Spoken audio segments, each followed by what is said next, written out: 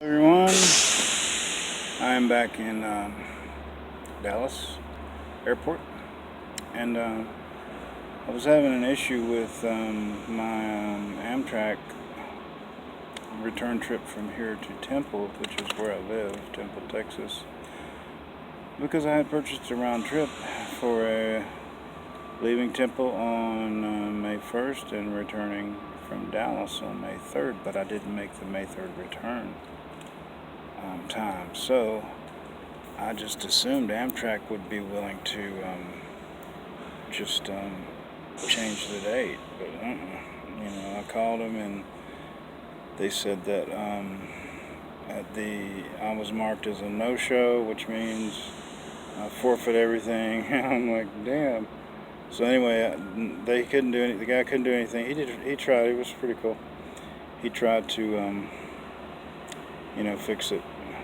He couldn't. He said I have to call back Monday. Which, if my brother Chris didn't rescue me, I would, because I just have found out I'm not the most responsible person when it comes to money, because I've done, and up until this trip anyway, I've done real good at budgeting the trip, and have always managed good and made it through the month good and got what I wanted. This time, I got the best deal. I spent less than I have ever had, $120 on weed, and shipping another $6. So not that much. And other trips I was spending between $200 and $300. But there was a few variables in this trip that were not expected. Number one, when I got there, I was so exhausted. And the weather was turning bad. I had to get a motel room, which that was unexpected. And that was also $65. And so when I got the next morning, it was raining. And it kept raining. Checkout time was 11 o'clock, and it was still raining. So, and it was cold. So, and I was still tired. So I said, hey man, I'm staying here another night. So there goes another $65. And then, you have food costs and cigarettes and all that stuff. And then my reservation, actually, I need to back up a second.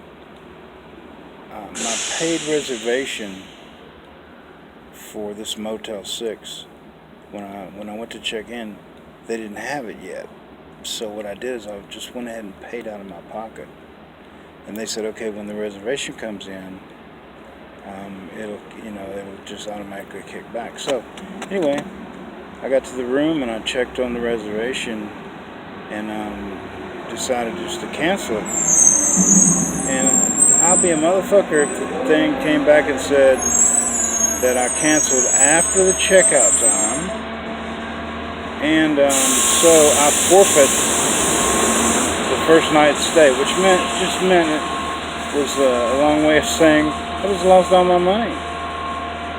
I'm going to call them and bitch, because I'm going to say, look, I wasn't able to check in because your system, which is what I was told when I was checking in at Motel 6 by the counter people, that the computer systems had crashed. So I'm going to tell them, look, your computer system crashed. I showed up at the appointed time, 3 o'clock check-in time for my reservation, and it couldn't be located because of your system failure. And I had to go ahead and pay for the room because I was completely exhausted, and I had already planned to stay here. So anyway, and then I decided to go and just cancel the reservation, assuming I would get a refund. And your system tells me I forfeit the first night's stay. So I lose all my money. I want my cash back. Anyway, try to make a good argument. My little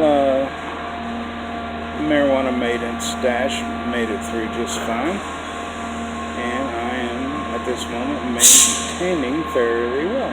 So it's that concentrate. My goodness, it's a real heavy high, but you're not, you don't get real doofy. You know, you get, I don't know. The older I get, I'm getting clumsy, man. I just have to admit it. I do things like this really pisses me off when I do this.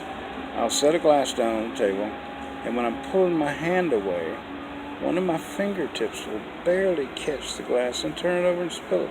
And it happens so many times, man. It's pathetic. So I'm just getting a little clumsy. Anyway, I don't know where I was going with that, but hi, Lisa. Anyway, I told you in the email that the videos I said that you didn't watch had no views. So, I mean, it was, I think, arm hurts.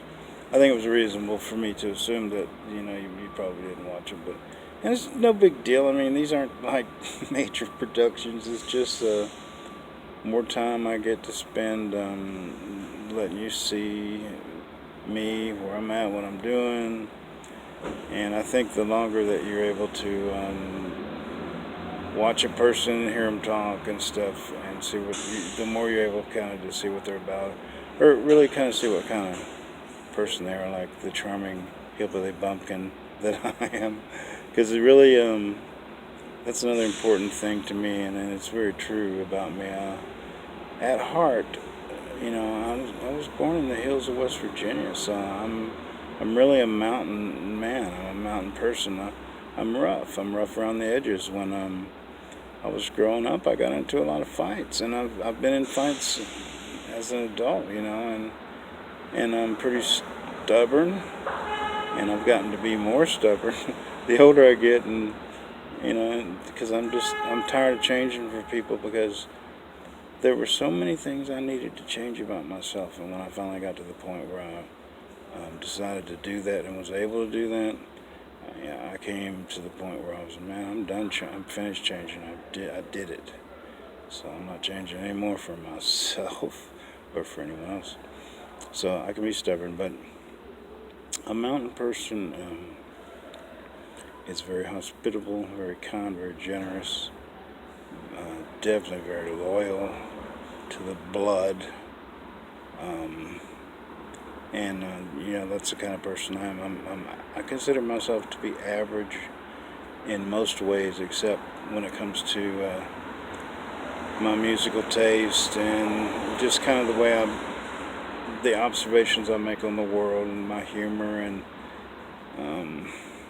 you know, that sort of thing is just different. I found to be different than most people I meet. So I'm most like, and this will sound conceited, I'm most like celebrities I know, like you know, Frank Zappa, Stephen Wright, comedian Stephen Wright, and man, my mind is slipping me.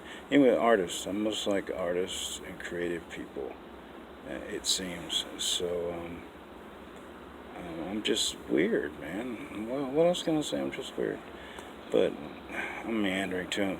But I'm average. I'm very down to earth. I try to be direct and honest, and not play games. So hopefully you're beginning to see that, and that it will help you when you reach a point where you're thinking about moving on to something more serious. Hey, I gotta go, and because my camera, which, hey, you talk about a thorn in the side. This entire trip, I have missed out on so many good opportunities for videos, which down on 16th Street Mall, and photos. My goodness, I missed yesterday when I was headed to the airport. It had already started to get dark, and there was a real thick haze that went up about a mile into the air, or maybe more. But on the way to the airport on the train, the sun was setting over the Rockies in the west. The sun had already dropped behind the peaks, but that haze, the sun was lighting at this bright ball of orange. It looked like fire. and that caused the mountains in the front to be a really kind of a dark ashy gray. Uh-oh, I'm about to die in the video. But it was they were dark ashy gray, and contrasted against that bright orange, the rugged jag. It was beautiful, and I could have got shots of it and didn't. Okay, I'm gonna go, and I will talk to you guys later. Goodbye.